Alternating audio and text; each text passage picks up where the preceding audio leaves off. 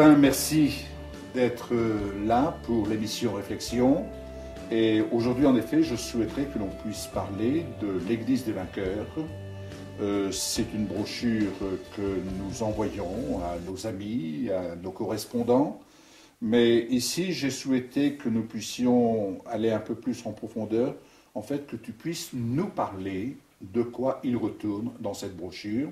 D'ailleurs, une façon pour les téléspectateurs qui nous écoutent de savoir que s'ils désirent la brochure, il suffit qu'ils nous écrivent, qu'ils la demandent, et ils la recevront par retour de courrier. Mais pour les téléspectateurs, pourrais-tu nous expliquer le contenu de cette brochure ? Alors c'est un livre qui a été pondu, je dirais, j'en ai accouché aux environs de 1999-98. J'en ai écrit un premier d'ailleurs, le prophétisme, une clé pour le réveil. Et donc en fait ça explique ce que c'est que le prophétisme, comment le mécanisme prophétique peut se mettre en place. Alors que l'Église des vainqueurs, il y avait une première édition qui est sortie sous l'égide de Vie Comblée, et une deuxième améliorée, parce qu'au fur et à mesure que le temps passait, il y avait des retouches, des choses qui se sont rajoutées, pour la simple raison qu'en fait, au niveau je dirais de l'accouchement de ce livre, c'est que l'idée force, je l'avais, mais au fur et à mesure que je lisais la Bible, je trouvais des versets qui ne faisaient que confirmer ce que j'essayais de communiquer.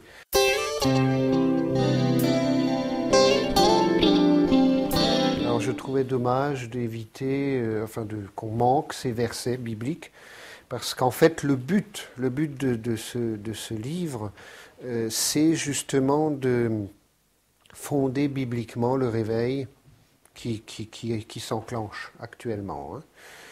Et ça, on le sait, on le voit un petit peu partout à travers le monde. Il y a des manifestations, il y a des choses qui sont en train de se passer.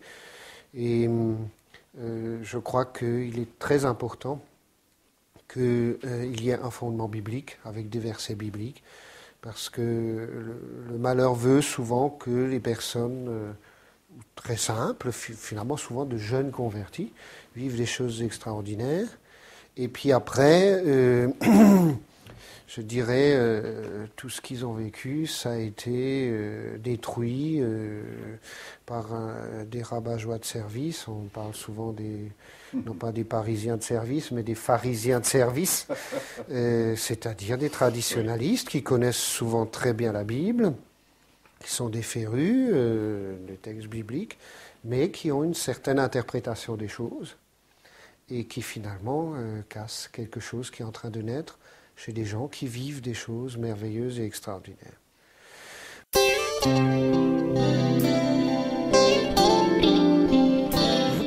Alors de quoi s'agit-il en fait, l'Église des vainqueurs le titre a été inspiré par le texte de l'Apocalypse, donc dans 3 premiers chapitres, où celui qui entend ce que l'Église dit à l'Église, et puis au vainqueur, je donnerai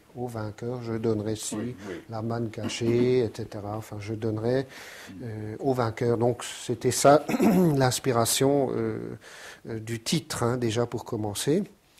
Et j'aimerais juste déjà parler un petit peu de ce qui est marqué derrière le livre, le témoignage, parce qu'en fait, il y a juste une page de témoignage, oui. Et le reste, c'est du steak frites, comme on dit, c'est-à-dire que c'est pas du petit lait, c'est pas du biberon, oui. C'est quelque chose où il faut quand même essayer d'approfondir, de ne pas passer trop rapidement dessus. Il faut pas le lire comme un roman. Il faut peut-être aussi avoir un peu de patience. Mais si vous êtes saisi par le message en tant que tel, et vous verrez que vous serez passionné simplement par les versets bibliques. Parce qu'en fait, le but, c'est de mettre un à un certains versets bibliques pour essayer de démontrer la réalité du réveil.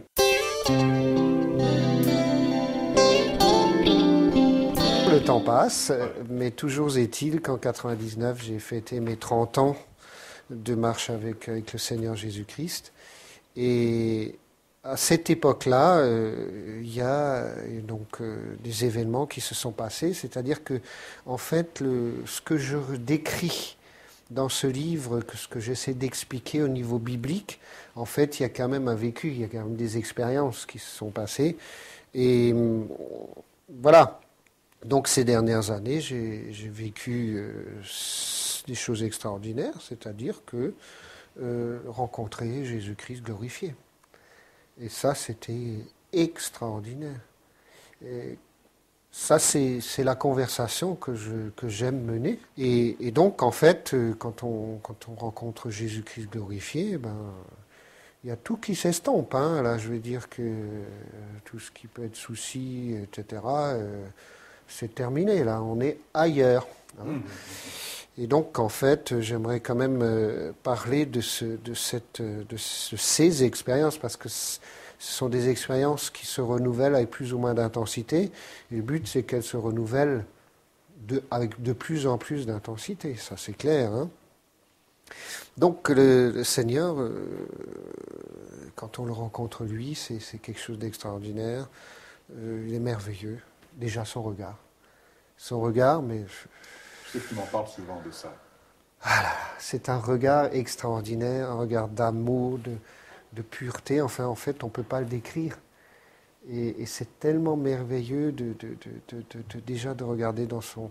Bon, c'est sûr que lui, on sait qu'il nous passe au lave-linge, hein, je dirais. Hein, ouais. Il ne faudrait pas dire au Karcher, mais disons, bon, c'est même pas ça. Hein, c'est pas brutal du tout. Hein, c'est tellement agréable, c'est magnifique. Donc la rencontre du Seigneur Jésus-Christ est extraordinaire. Déjà, il est tellement merveilleux. Je ne peux pas dire plus, il est merveilleux, c'est indescriptible. La salle du trône aussi est magnifique. Magnifique.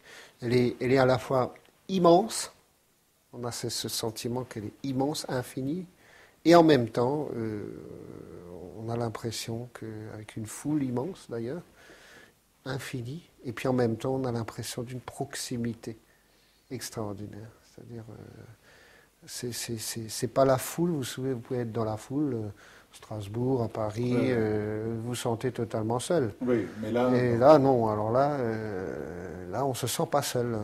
On forme un avec tout le monde, quelque part. Hein. Donc c'est vraiment un sentiment, ça fait du bien au cœur, à l'âme déjà aussi. Hein. Ça, c'est extraordinaire.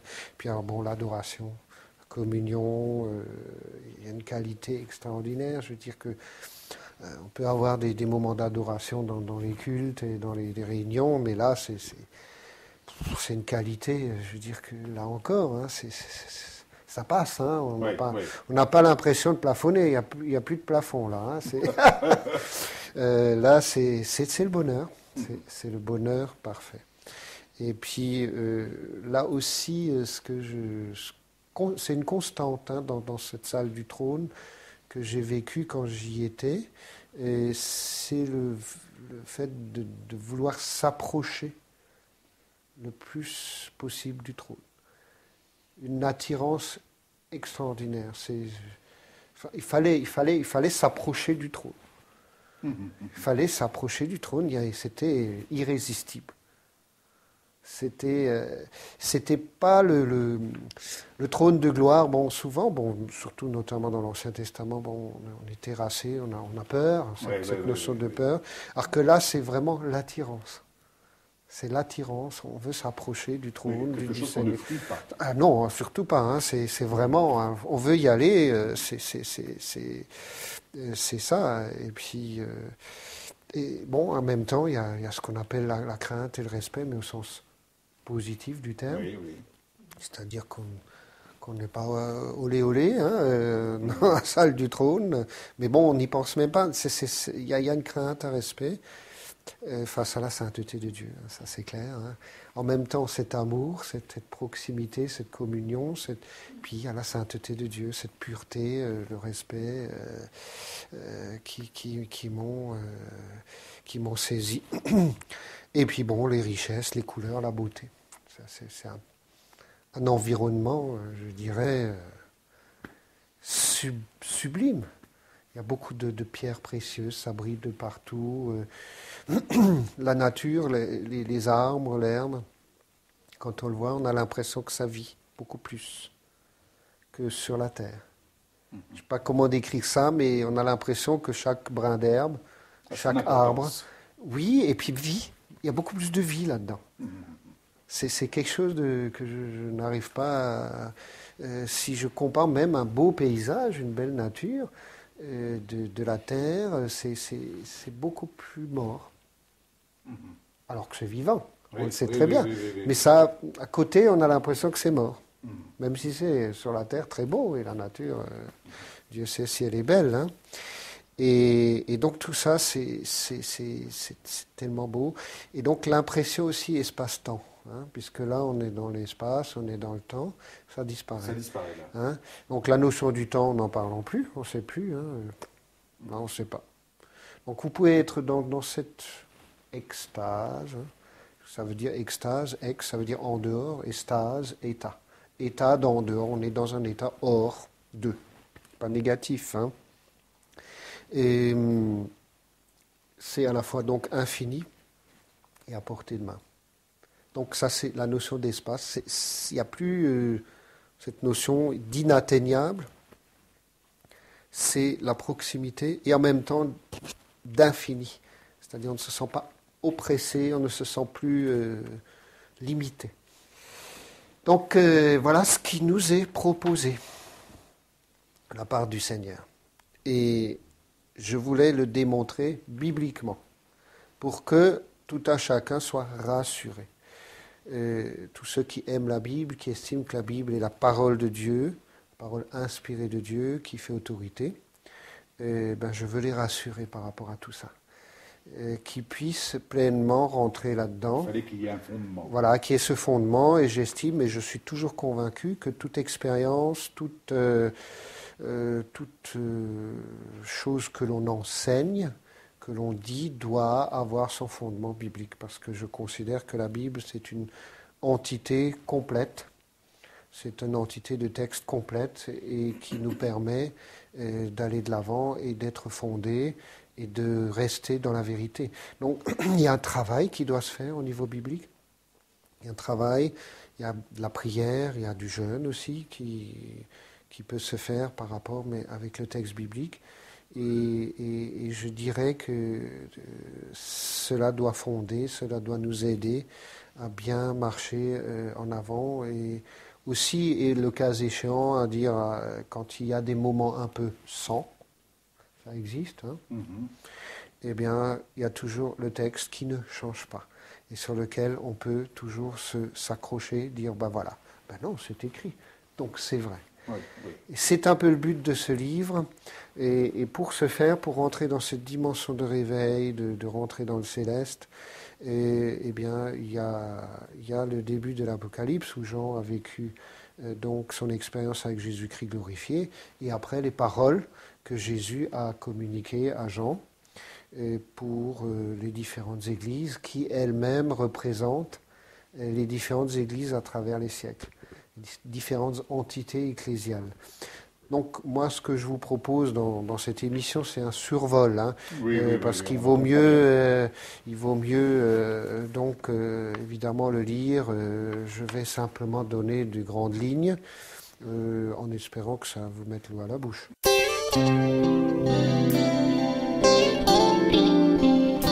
La première église qui est relatée dans l'Apocalypse, hein, c'est Éphèse. Hein. Il faut savoir que ces églises sont nées, existaient à la fin du 1er siècle. C'était un petit peu le début, après Jérusalem, Constantinople, etc. Il y a des églises qui étaient florissantes, hein, donc en Asie, et en Asie mineure, et donc en fait Éphèse, ça représente un petit peu l'église primitive. Donc on pourrait se dire, voilà, super, l'église primitive, Éphèse, ça devait être l'église parfaite à l'époque, hein, puisqu'elle représente l'église primitive, et je crois que l'église primitive, les actes des apôtres, elle a vécu énormément de choses et chapeau, hein, je veux dire, à la fois pour ceux qui sont allés jusqu'au bout et de ce qu'ils ont compris et vécu, d'une part, et puis bon, tout un chacun, on aimerait vivre ce que a vécu cette Église. Alors l'Église d'Éphèse, bon, elle avait tout, elle avait les ministères, elle avait tout ce qu'il fallait. Il y avait un premier petit aspect que Jésus a remarqué et a mis le doigt dessus, avec les Nicolaïtes. Hein, je ne vais pas rentrer dans les détails.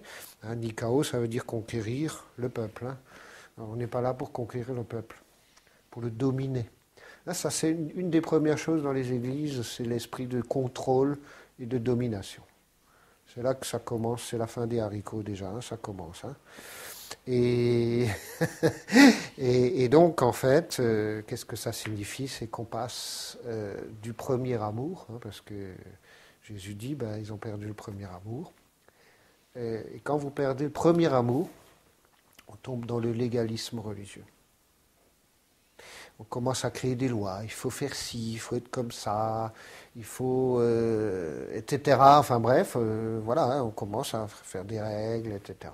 Et obliger les gens assis à ça, et de dominer, hein, de contrôler les gens. Et ben non, c'était pas du tout. Le but de Jésus. C'est pas de mettre des lois et des règlements. Hein, c'est pas du tout ça. Il veut le premier amour. Alors qu'est-ce que c'est que le premier amour, hein? Vous lisez 1 Corinthiens 13. Je ne vais pas vous le réciter, mais l'amour croit tout, accepte tout. Enfin bref, il faut être fou pour aimer, hein, finalement. Il faut être fou. C'est un amour sans haine, en fait. Oui, mais un amour fou. Hein. Oui, premier amour, je veux dire que l'amour croit tout. Hein. Je veux dire, attendez, on vit dans un monde où il faut d'abord vérifier. Hein, il y a de plus en plus de réglementations, ou signer un contrat d'assurance, ou signer un devis. Il faut surtout regarder ce qui est écrit en petit. Oui. L'amour, il dit, il croit tout. Hein. Bon, allez, on signe déjà. Hein. Hop. Ouais. Donc l'amour premier, c'est l'amour, hop, on y va. Supporte tout, hop, on y va. Quoi. Hein, c'est une folie. Ouais. C'est une ivresse, d'ailleurs aussi, hein, quand on est amoureux, hein, premier amour, ivresse. Tout est beau, tout est beau. Voilà, et puis on n'a qu'une seule envie, c'est d'être avec la dulcinée, n'est-ce pas? Enfin, la choisie, l'heureuse, et puis pour les jeunes filles, d'être avec son amoureux, n'est-ce pas? Ouais. Donc tout ça, c'est quelque chose. Voilà, premier amour. Et c'est une folie. Alors que déjà au niveau du culte, on voulait réglementer déjà, on voulait faire des ordres du culte très rapidement, hein, déjà en 90, 100. Il ne fallait pas trop de prophètes, trop des choses un peu, hein, pas trop d'extraordinaire. On commençait à contrôler, hein, déjà à cette époque-là. Jésus dit non, le premier amour, de la folie dans le culte, du vin nouveau. Hein. Vous savez comment on est quand on est sous? On est un peu différent que quand on est normal, posé, je dirais religieux, cérémoniel. Donc on a un petit peu se dit, oui, Dieu est majestueux, c'est vrai. Mais Dieu nous aime aussi, donc il veut un petit peu de vin nouveau. Hein, donc c'est le fameux réveil du vin nouveau, qu'on le connaît, hein, avec, il peut y avoir un peu des petites... je ne veux même plus dire des exagérations, parce que sinon je risque de n'être religieux. Non, il faut avoir un peu de folie. Ça, c'est le premier amour. Et d'une. Donc ça, c'est le message de Jésus à l'église d'Éphèse, qui commençait à être cadré et contrôlé. Il faut éviter le cadrage et le contrôle. Il n'y a pas longtemps, j'ai lu un bouquin sur les premiers chrétiens du deuxième, enfin pas les chrétiens des Actes des Apôtres, mais du IIe siècle. Et là encore, ils avaient ce côté tout à fait nature à la manière de vivre la foi. Sans préjugés, j'étais martyr, mais c'était vraiment pas c'était pas de l'organiser, c'était d'une Voilà, ils vivaient leur foi comme ça, ils partageaient, c'était communicatif. On a envie de faire la kermesse, hein, je veux dire, avec eux, même avec les premiers chrétiens, et je crois que Jésus, premier amour, ça a une notion d'attirance, ça attire. Ensuite, là, le deuxième aspect, là aussi, je vais tourner la page, hein, parce que bon, je vais essayer d'aller très vite. Hein. Il y a la notion d'immortalité, c'est-à-dire à celui qui vaincra, je donnerai à manger de l'arbre de vie qui est dans le paradis de Dieu. Alors, l'arbre de vie qui donne l'immortalité. Hein. Donc, il y a énormément de passages et qui démontrent notamment que l'immortalité, c'est une possibilité, qu'on n'a pas besoin de mourir. Enoch, Élie ne sont pas morts. Ils ont été enlevés d'ailleurs. Donc, si on vit l'immortalité, c'est qu'on ne passe pas par le cercueil, mais un beau jour, le Seigneur peut dire, voilà, hop, on y va, on monte direct. Voilà. C'est ça, je veux dire, comme Élie, hop, Enoch, on ne sait pas trop, bon. Donc, je vais juste lire un texte fondateur. Et Dieu nous a sauvés, nous a adressé une sainte vocation, non à cause de nos œuvres. Là encore, il faut vraiment sortir du légalisme, non à cause de nos œuvres. Hein. C'est quelque chose de gratuit. Ce n'est pas parce qu'on a fait ci, parce qu'on a fait ça, c'est de la grâce. Hein. Ça, c'est très important. Mais selon son propre dessein, et ça, c'est important, c'est son projet à lui. Et selon la grâce, voilà, qui nous a été donnée en Jésus-Christ avant les temps éternels. Avant les temps éternels. Donc, avant que tout ce monde passera. Et qui a été manifesté maintenant par l'apparition de notre Sauveur Jésus-Christ, qui a détruit la mort. Bon, s'il a détruit la mort, il a détruit la mort. Monsieur mort est mort. Voilà. Et a mis en évidence la vie et l'immortalité par l'Évangile. Ça, c'est le texte fondateur pour la condition que nous puissions vivre l'immortalité. Donc il y a des témoignages, Enoch et Élie. Il y a d'autres passages que vous trouverez dans ce livre. Il faut bien que je vous laisse un petit peu de suspense. Hein, et donc ça, c'est le texte fondateur par rapport à l'immortalité. Donc l'immortalité, c'est quelque chose qui se recherche aussi, hein. Et Jésus a enseigné l'immortalité. Hein. Il a dit en vérité, je vous dis, si quelqu'un garde ma parole, il ne verra jamais la mort jusque dans l'éternité. Il l'a dit. Et après, les pharisiens commençaient à tirer à boulet rouge. Il dit, qui prétends-tu être, toi, Jésus? Hein, et ils l'ont vraiment attaqué, ils voulaient le tuer à ce moment-là. Hein. Donc, parce que, là encore, on se rend compte de la globalité du salut. Le Seigneur est mort aussi pour notre corps, pour que notre corps n'ait pas besoin d'aller dans le cercueil. Donc ça, c'est une notion que j'aimerais partager. Donc j'ai aussi repris le passage, il est réservé aux hommes de mourir une seule fois, parce que souvent on reprend ce passage pour détruire la doctrine, l'enseignement sur l'immortalité. Donc j'ai expliqué que justement il est réservé aux hommes de mourir une seule fois, parce qu'il n'y a pas 36 solutions. Hein? Si on meurt, on n'aura pas l'occasion de mourir une deuxième fois, c'est tout. Mais ça ne veut pas dire que l'immortalité est à exclure. Tout simplement. Ouais. Donc j'ai repris, je pars toujours du grec, etc. Donc c'est simplement que vous puissiez avoir l'eau à la bouche et dire, bien, l'immortalité, c'est aussi pour moi.